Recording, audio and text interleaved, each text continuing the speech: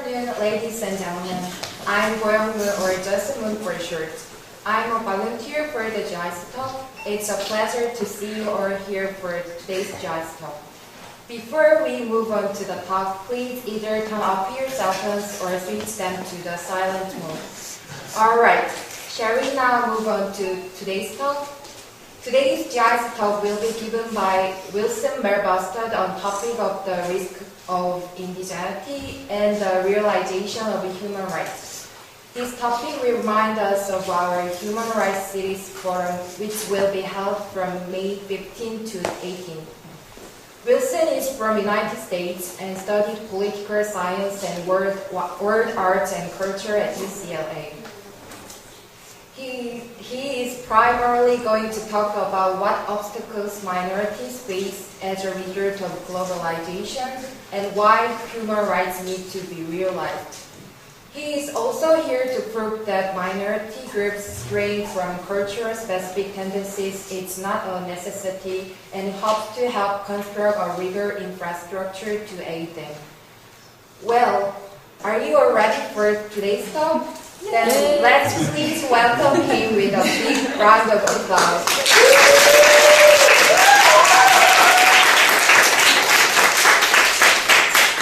Thank you for the very, very nice introduction. I'm afraid I'm going to knock this over. Someone put it right here. Hello, everyone. Hello. Thank you so much for coming. Wow. Yes, it is so nice. First of all, before I start, I just want to thank first the GIC. The fact that the GIC gives people like myself and other members of the community to get up here and talk and express what is important to me, I think is a very special thing. Without the GIC, obviously, I would not be able to be doing this right now. So, thank you, GIC. Okay, so without further ado, I'm going to start. I'm going to start with a graph, okay? This graph says, has the world become a better place? Interesting question, okay? We're going to look at something that's called a mind gap graph, okay? Well, let's just begin. I'll show you as we go on. You can press play. Okay, so has the world become a better place? This bubble map shows the world in 1962. Okay? A great year.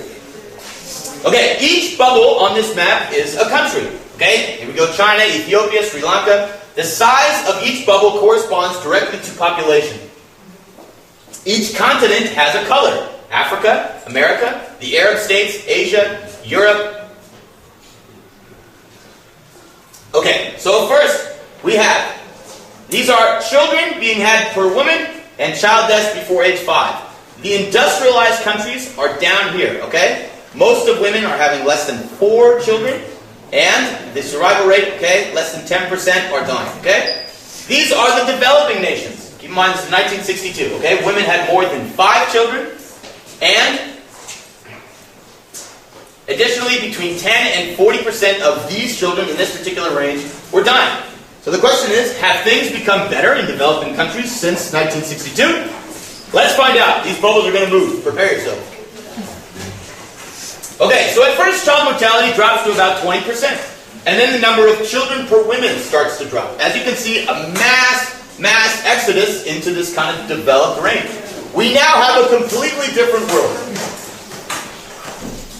Today, most countries in Asia, Latin America, and the Arab world have small families, and child mortality rate is low.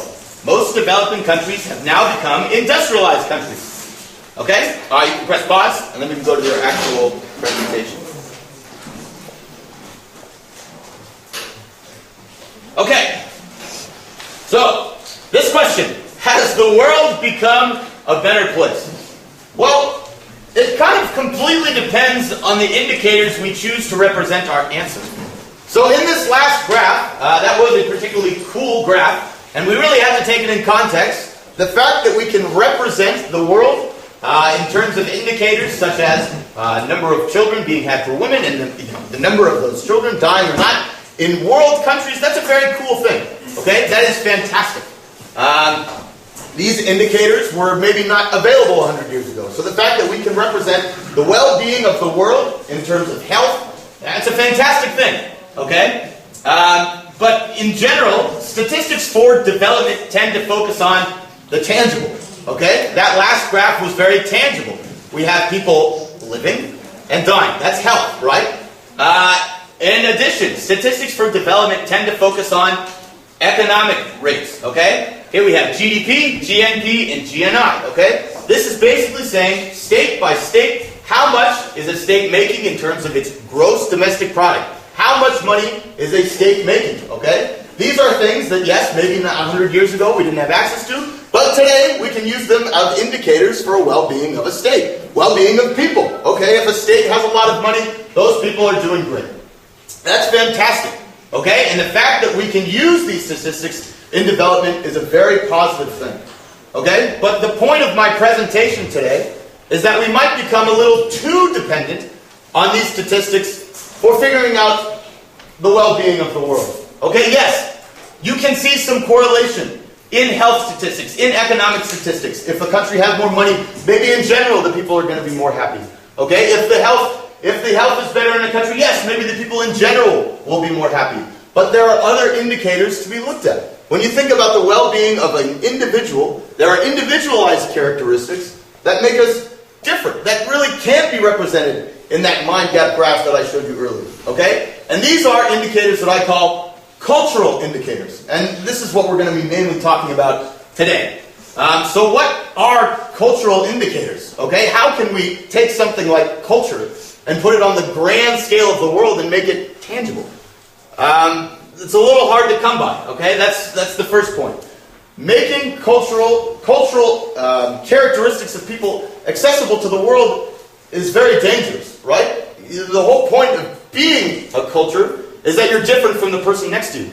So when you take that first step and you put culture on the global scale, you want to really make sure you don't compromise the original integrity of a culture.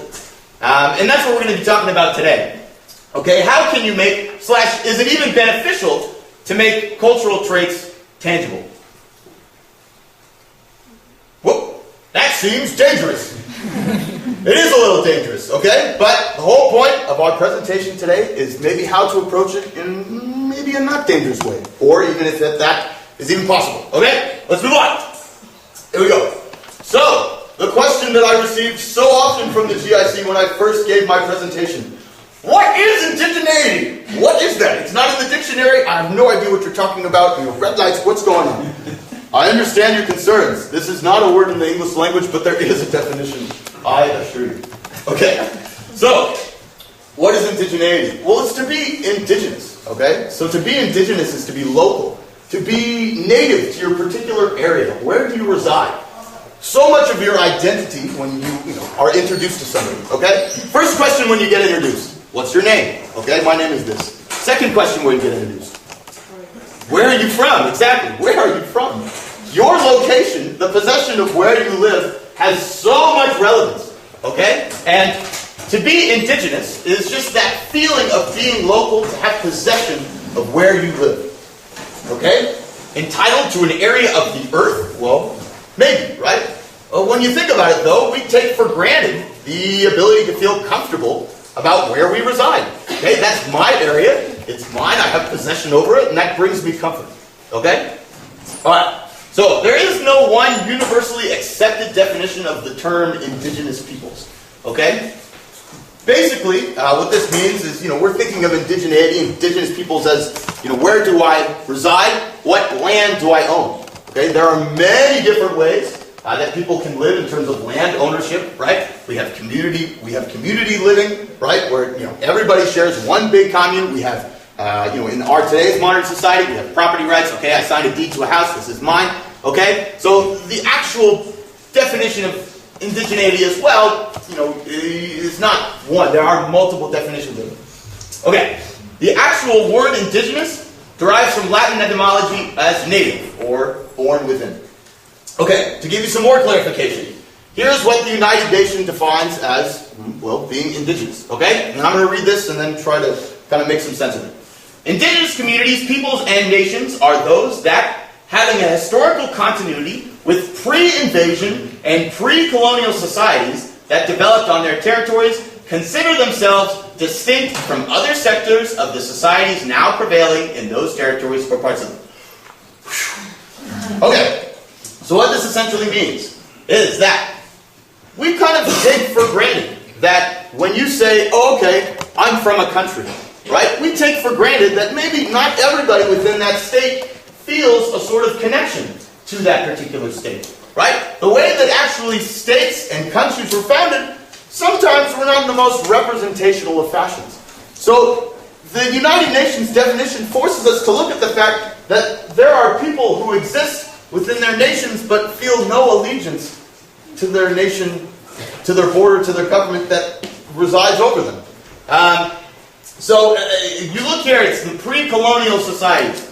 So in a lot of these places where you have problems of indigeneity, most of the time it comes from the fact that these people existed beforehand, and then an imperial power at B, you know, the area of imperialism that rocked the world for 300 so years, came in, and that's, you know, the byproduct of a lot of the borders that we have today, especially in Africa, Southeast Asia. And so a lot of these cultures are kind of feeling, on the outside looking in into a land that used to be theirs. Okay? Alright. The definition continued. Okay, these groups form at present non-dominant sectors of society, and they are determined to preserve, develop, and transmit future generations their ancestral territories and their ethnic identity as the basis of their continued experience as peoples, in accordance with their own cultural patterns, social institutions, and legal systems. So what the United Nations is trying to do by putting forth this definition of indigeneity is to say, hey, it is absolutely okay to be an individual within a state where you don't necessarily have that allegiance to the government, which in today's day and age is actually a bigger problem than we might think. So yes, you can maintain your the integral things that make you an individual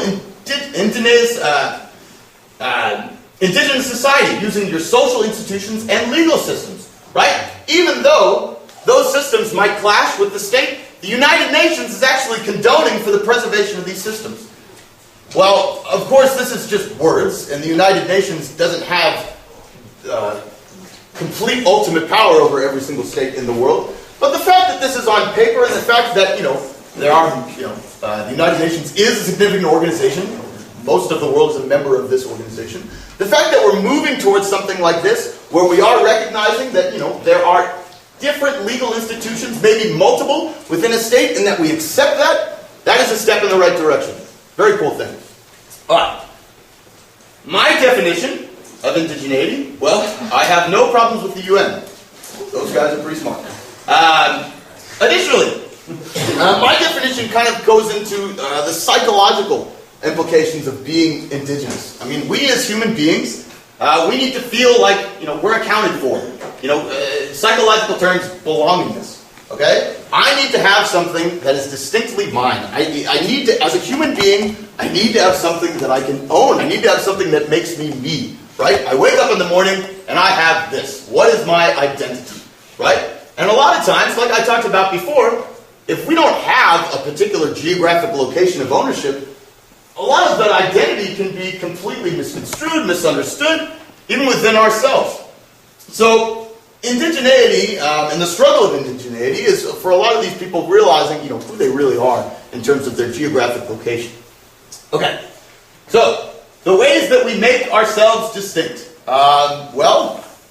It's quite interesting actually. You know, when you think of the world, 400, 500, 600 years ago, right? The world was, you could say, a much bigger place. Okay, when you think about it, people could live within their own distinct realities, and we kind of could live our own little pockets. And even though there were different ways of doing things, I could really exist within this pocket and not be really disrupted by anybody else. And I could live like that, and no one would have a problem with it, right? However, today's day and age, we live in a much smaller world, right?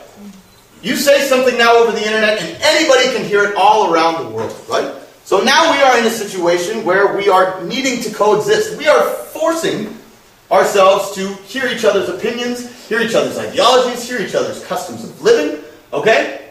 And so the ways that we make ourselves distinct have become a little different. Okay? So now I see myself being homogenized, right? I see myself becoming part of the masses. Uh-oh, what do I do? How do I make myself distinct? Well, I hold on to cultural practices, right? I go into these types of dance that maybe even my ancestors didn't really care that much about, but you know what? They make me different from the person next to me. So the mechanisms for how we make ourselves distinct are always going to be changing, right? Because making ourselves distinct is what makes us individuals. And if we can't see ourselves, how we're different from the other person, then we can't see our purpose, okay? Alright, so what I'm going to be doing today, okay? This is kind of been a whirlwind at first, but I will slow down a little bit. Some global examples of ethnic identity. Okay, so I'm going to take a look at 4 different places, okay, 4 different ethnic identities around the world. And how have these particular factions done for themselves? How have they managed to maintain or prolong their ethnic identities in the face of potential adversity? Okay?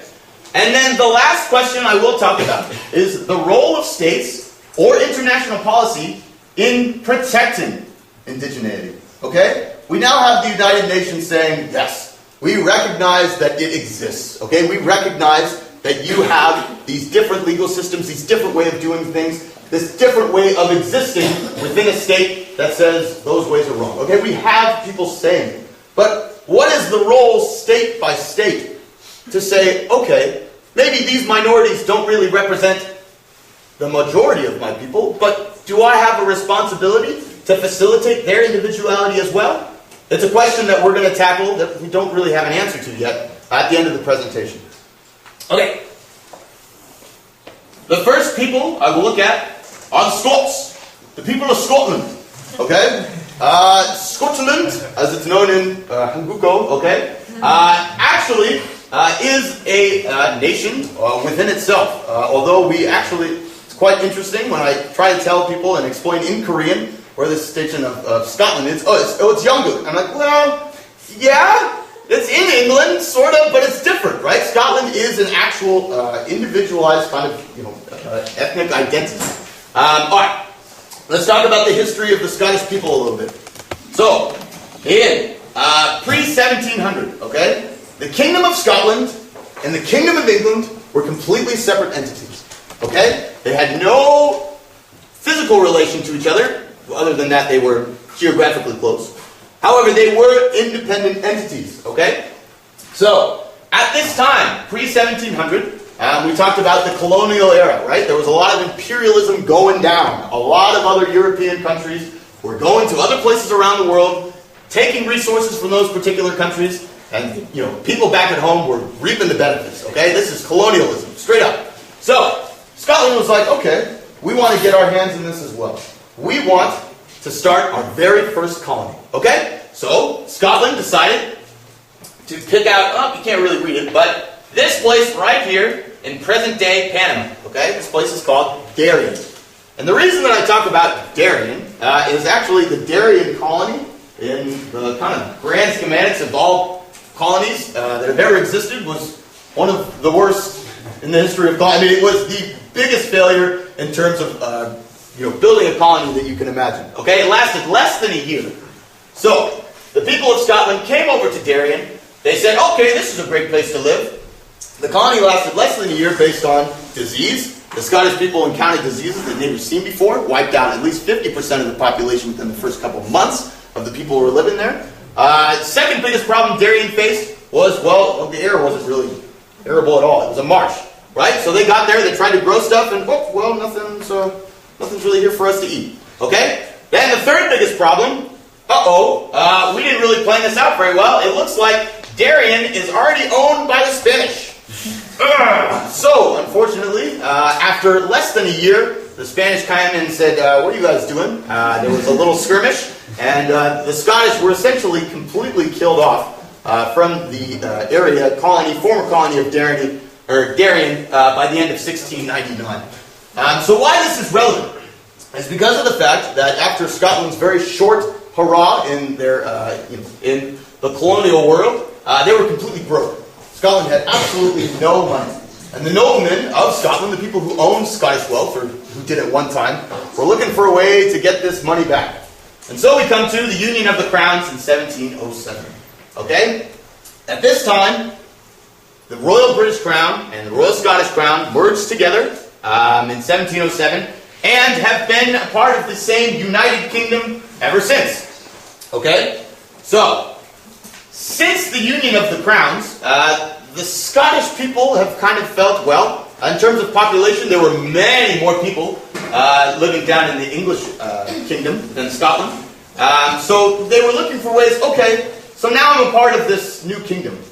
How do I maintain my ethnic identity at the hands of this bigger, stronger power? Keep in mind, this is England in the 17th and 18th century. This is the most powerful nation in the entire world at this time.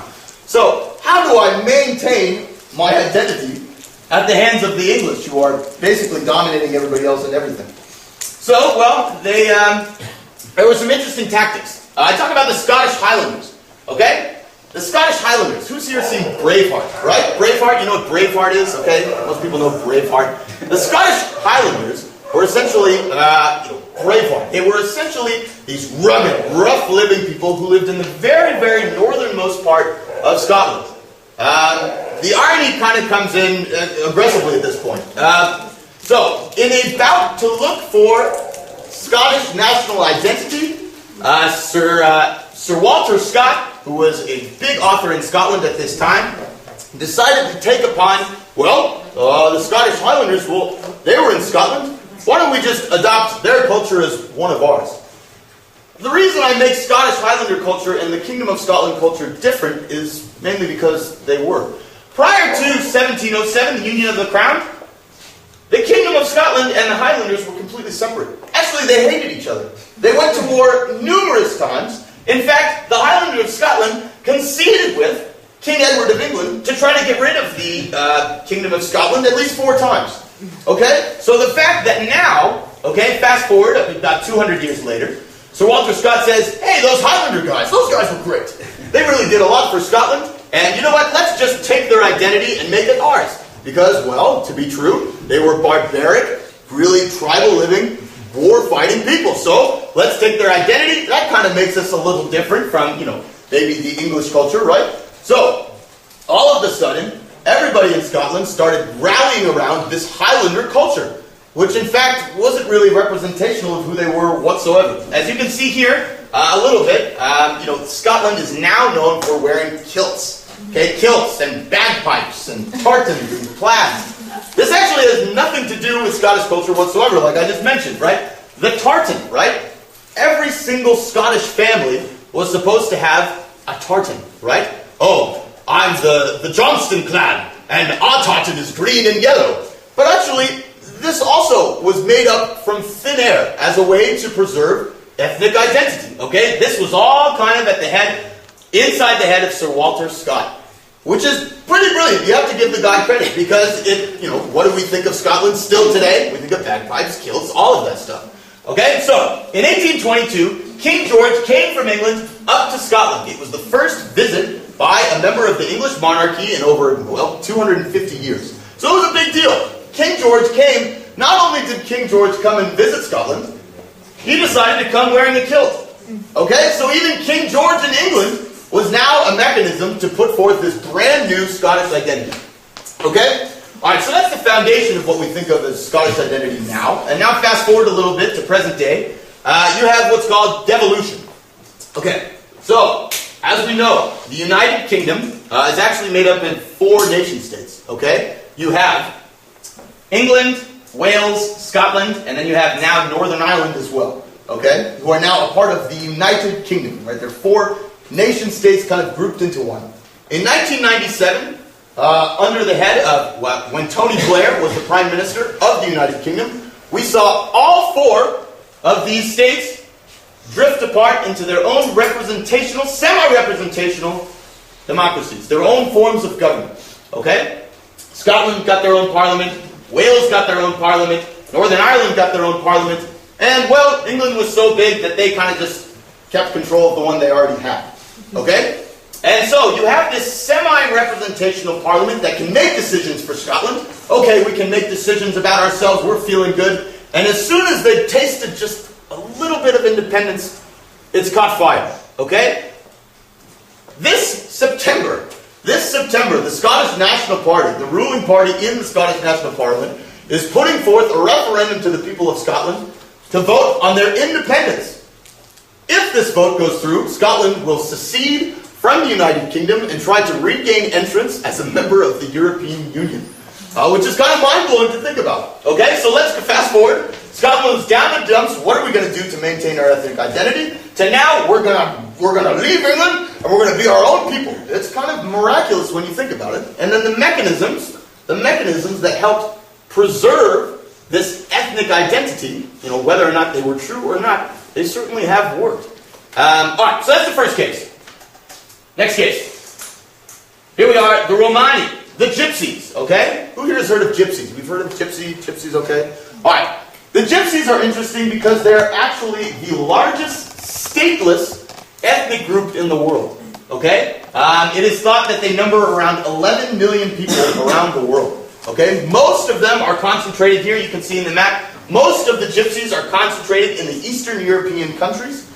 They are thought to have originally migrated from the state of Punjab in northwestern India about over 1,000 years ago. Like I said, the population is estimated over 11 million, and mostly these Romani, not to be confused with Romanians, Romani, they are different people, mostly occupy the Eastern European countries.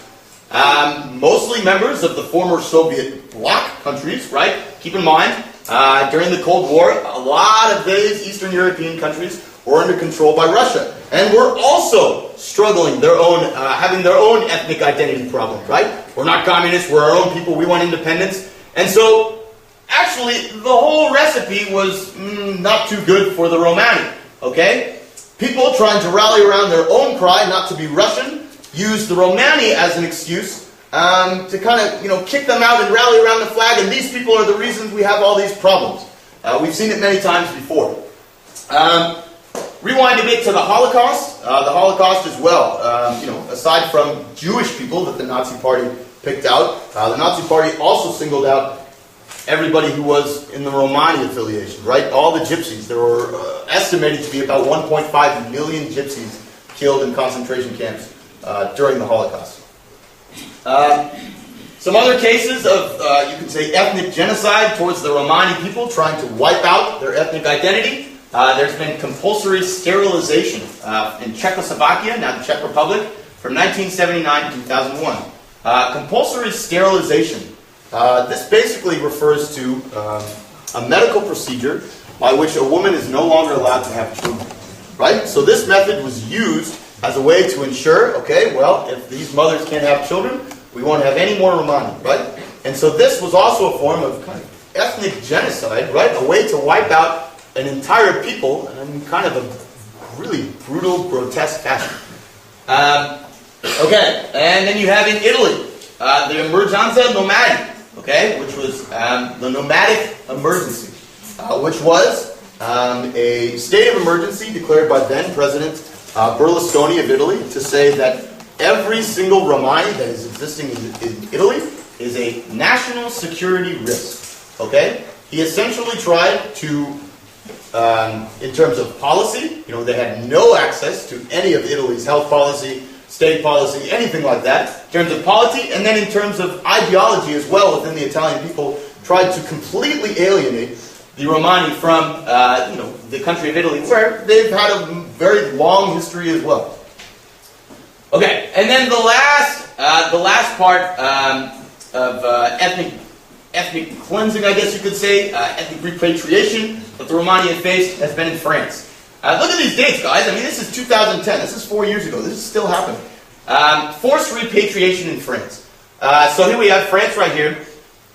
Then President Sarkozy decided to unilaterally create a policy whereby he would eradicate the refugee camps. Over 52 refugee camps were raided by the military, and all of the people residing in these refugee camps, the Romani refugee camps, were literally taken from the camps, put on a plane, and flown outside the country. Physical repatriation. We don't want you. You're not our problem. Please get off of our boundaries. Okay? Alright. So the Romani, they don't really have as much of a happy ending as you could say maybe the Scottish ethnic identity did. But as you know, as I mentioned before, they are still strong in number, but still searching for that identity. They are very nomadic, still searching for something to latch onto. Okay. The next state that I will look at. This group is called the Orang Asli. Okay? The Orang Asli are local to Malaysia.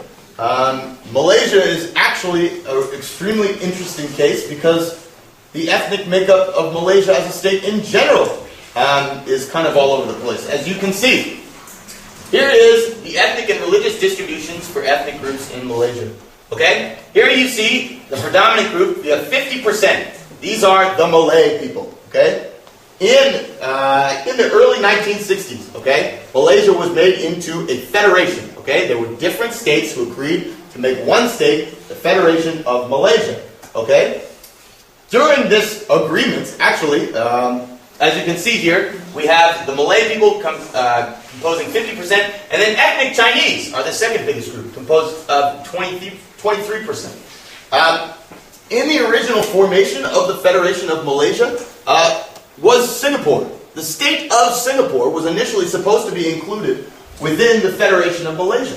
However, the ruling government at that time, and the still same ruling party that we have today, UMNO, a largely Malay ethnic party, a strictly Malay ethnic party, cannot be anything else, decided that the state of Singapore, which was largely composed of Chinese people, was too big of a threat to their political independence, and so there wasn't independence declared by Singapore. It was literally, okay, Singapore, goodbye. It was forced independence, if you will. Okay? So that's to kind of give you an idea of the already difficult ethnic undertones that the state of Malaysia had made at its initial formation. So, the Orang Asli, okay? The Orang Asli are an indigenous group that occupy peninsular Malaysia. And they are translated as the original people, okay? These were actually indigenous people, the first people that were in Malaysia by current record standards. So, the way that the Orang Asli are actually living now is, as I mentioned before, the Malay government, the UMNO party, controls 50% of the population and is the main political party. So, the main political party wants to bring other people to fortify its own policy into the Malaysian ethnic group. Essentially, it has targeted the indigenous 11% of Malaysia and said, okay, these are people that were technically in Malaysia before we are. They are more indigenous to Malaysia than the actual Malay population that we are. So they strategically have been trying to recruit the indigenous population to convert into this Malay sector. Okay? This is called Bumiputera status. Okay? So as soon as they recruit these indigenous communities to come into Bumiputera status, they receive extreme benefits for education, extreme benefits for health, benefits that actually the rest of the population, this Indian population and Chinese population, do not have access to. So essentially, they're trying to say, let's try to preserve the Malay ethnic identity at the cost of maybe taking away the original identity of these indigenous people.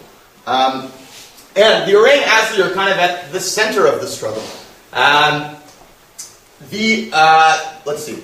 So essentially, down here we see 40 years of JHEOA. That's going to be the Federal Department of Aboriginal Affairs. This is the organization that has been actually looking over the Orang Asli people. As I mentioned before, obviously people live on different parameters of land rights. The Orang Asli were one of those people who had no property rights. They have no contract that says, here's my house. So, during the original formation of the Malaysian Federation, the JHEOA was kind of designated to just take the land and watch over them. Okay? So, this organization, which has been watching out, supposed to be watching out for the Orang Asli, and supposed to be preserving their ethnic identity, have actually, for the past 40 years, trying to convert them into this Malaysian ethnic group. So, 40 years of JHEOA efforts have actually failed to convert the Orang Asli into Malays.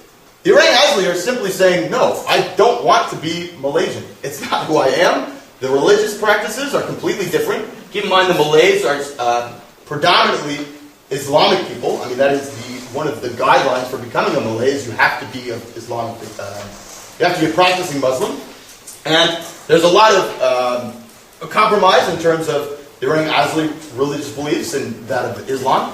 And just by and large, we don't want to be Malay. And so, in general, their efforts have failed. The Orang Asli, although they're still struggling in terms of their poverty levels, their population has actually grown. You see population growth from 44,000 in 1960 to 149,000 in 2008. And the word about the Orang Asli has spread very much so. They are now, in terms of the global scale, starting to be recognized as one of these ethnic groups that are being estranged from their original lands. All right. And then the last case that I will talk about today, okay? The Vietnamese Catholic community and corresponding Americanization. All right, so the Vietnamese Catholic community. Who are these people? Okay? Let's first go back to the beginning of the Vietnam War. Okay?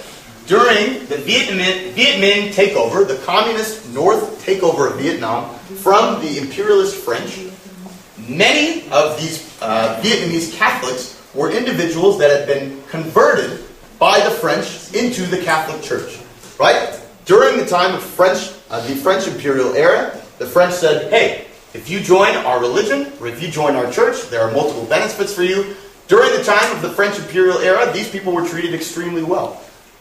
So, during the Viet Minh takeover, during the split of the North and South, many of the Vietnamese Catholics fled to the South in fear that Ho Chi Minh and the communist side would, persecute against them because, after all, they were receiving unfair treatment from the French government. They were getting benefits that other Vietnamese who did not convert were not receiving. Okay, so there was this mass exodus to the South. Okay, and then fast forward to the end of the Vietnam War. Of course, we all know what happened in the Vietnam War. The U.S. American-based South side lost to the North, the communist side North. And so, if you can imagine, those same fears that the people fleeing to the South had at the outset of the split of the country, those fears became amplified even more so. When the North won the war, the Vietnamese Catholic community were some of the very first to be pointed out, taken to camps, and a lot of times tortured. There were torture camps in the mountains. There's quite a lot of records of it. It's very brutal stuff. So, this fear that was in the Vietnamese Catholic community after the war led to a mass immigration. Okay? Immigration mostly into the United States. There's Vietnamese communities all over the world. They've immigrated all over during this time. But there is a predominant immigrant community within the United States. So, in 1975, this is the end of the Vietnam War, then United States President Gerald Ford initiated the Indochina Migration and Refugee Assistance Act. Okay? This initially was to take care of the numbers of what they thought was going to be around 18,000 refugees. Well, little did they know, about 130,000 people in the first year of the program alone, 1975, immigrated to the United States. Now, these people are commonly known as the boat people. They literally crammed as tight as they could onto boats and made their way out to America. Okay? As soon as these people got to America, they were taken in by various military bases, the most predominant of which was Camp Pendleton, located in San Diego, California. In Camp Pendleton alone, you had a refugee community of about 55,000 people living in tents in this one camp. Okay? The process from Vietnam, then to these refugee camps at the various military bases, was next aided by various sponsors. Okay? And a sponsor is that these sponsors would take people from the camps and then help them, provide them aid, provide them a job, provide them a home, and kind of help them assimilate into their new life. Well, here's the interesting part. Most of these refugees were of Catholic descent. And of course, especially in Southern California, but America in general, there is a huge Catholic population. So, a lot of these sponsors were actually Catholic themselves and would help the people actually mobilize into this brand new community of mostly completely Vietnamese-speaking people that is currently now called Little Saigon. Okay, in Little Saigon, it's in Westminster, California, actually only about an hour north of Camp Pendleton in San Diego. So these churches, they took people out of the camps, they gave them a new life in America, and they helped them assimilate. Now the next part, Americanization, refers to the process of being an immigrant in America and then slowly succumbing to the more accessible cultural the more accessible cultural characteristics that America provides. For example, most immigrant communities will come in first generation and they'll hold on to where they're, hold on to the ethnic identity where they were from. But as soon as they have kids that are born in America, those kids will want to do American things. Those kids will want to get the cell phones, go on the internet. Those kids will want to use American mechanisms of culture. Whereas living in America and trying to hold on to a culture that isn't necessarily local is quite a difficult task for someone born into that community. So most of the time you see quote-unquote one and done. Okay? The people will come in, they'll have kids in America, and those kids become Americanized. But the Vietnamese Catholic community is different. For some reason, and you still see strains of Americanization, but for some reason, you're now 3 generations deep in terms of the Vietnamese Catholic community living in America. And they are still an extremely strong, relevant member of the Southern California, Los Angeles community. Which becomes very interesting. Why does this community hang around longer than others? And there are a few reasons for it. The first being that this community is actually one of the only ethnic communities that completely was bound together by their refugee status. All of these people, every single one that lives in the Little Saigon community, was initially brought to America for the same type of adversity, right? They were being persecuted by the Viet Minh, people from the north, and so they could bond over that pain. They held together. Also, the fact that their religion that they held in Vietnam was also present in America certainly also helped facilitate the maintaining of their identity even now. Like, here's a sign right here, Little Saigon. I've actually been there multiple times. It's a still flourishing community, a really fun place to be. And an interesting case for an ethnic identity within kind of the greater Americanization process that most immigrant ethnic identities face upon coming to America. Okay. Alright. The role of states. Okay, so this is the last part of my talk today. We're going to talk about the role of the state. Okay, so we've talked about these ethnic identities. Here are the groups. Okay, we've seen 4 different groups.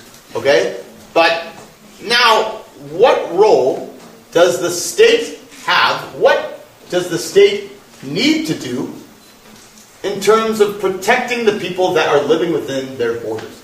Okay? Adversity certainly exacerbates differences. As we saw in America, you see most people kind of just succumbing to Americanization, and we will just be kind of Americanized, and that's great, and you don't really see a lot of clashes for it. I say Americanization, and of course America is not one homogenized community. America is a very diverse, flourishing community where you do get to culturally express yourself. Okay, so keep in mind as well, you keep it open as a government to say, okay, you can be whoever you want, and people are still able to maintain their identity to a certain extent, but also kind of subscribe to the Americanization. So, certain adversity, for example, the Orang Asli that we saw in Malaysia, they are facing extreme adversity. They are extremely poor. They are completely being kind of either become Malay or starved to death. They are completely being forced into this kind of poverty circumstances. So the adversity kind of exacerbates the differences you see between this Malay community and these ethnic identities. Okay? And so, what mechanisms compromise the integrity of indigeneity? Okay? So if you're a government and you reach out to a people and you say, hey, I think what you're doing is great, and even though that, your ethnic identity is not the major one within the boundaries of my state, I still think what you're doing is great. Okay? So, if a state comes forth and with open arms and welcomes somebody in, well, to what level should the state become involved so as not to compromise the original integrity of the culture, right? This whole point is about preserving ethnic identity. So if you have intervention from the state, someone who brings forth an identity that's completely different, does that alter the identity that was originally trying to be preserved? And then, is indigeneity a public good? Are people entitled to the preservation of their ethnic identity? Is this something that international organizations like UN has already been on record on saying that we should protect?